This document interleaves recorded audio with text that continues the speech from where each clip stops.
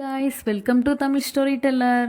நாம் இன்னைக்கு என்ன கதை பார்க்க போறோம்னா ஆடு மேய்ப்பவரும் காட்டு ஆடுகளும். வாங்க கதைக்குள்ள போகலாம்.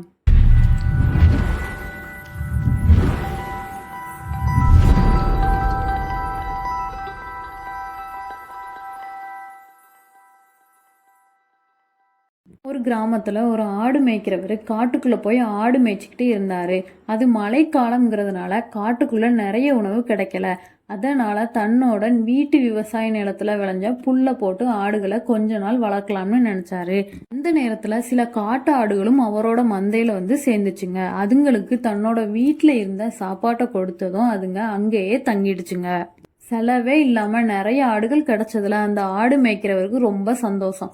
அதனால் புதுசாக வந்த காட்டு ஆடுகளுக்கு நிறைய உணவும் ஏற்கனவே இருந்த ஆடுகளுக்கு உயிர் வாழுற அளவுக்கு சாப்பாடும் கொடுத்தாரு. மழைக்காலம் முடிஞ்சதும் அந்த காட்டு ஆடுகள் தங்களோட வாழ்விடமான காட்டுக்கு போக ஆரம்பிச்சுங்க. அதை பார்த்து ஆடு மேய்க்கிறவருக்கு ரொம்ப வருத்தமாக போச்சு. நான் உங்களுக்கு நிறைய சாப்பாடு கொடுத்ததும் இப்படி உங்கள் வாழ்விடத்துக்கு போறீங்களேன்னு கேட்டாரு. அதுக்கு அந்த காட்டு ஆடுகள் சொல்லிச்சுங்க, நீங்க புது ஆடுகள் வந்ததும் பழைய ஆடுகளுக்கு உணவு கொடுக்காம புது ஆடுகளுக்கு நிறைய உணவு கொடுத்தீங்க.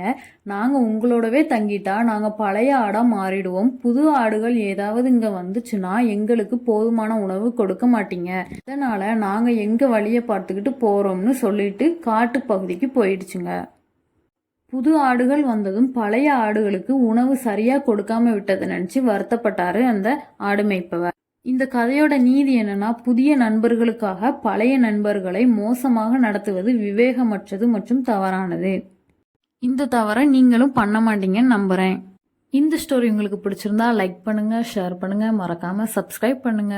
Bye bye.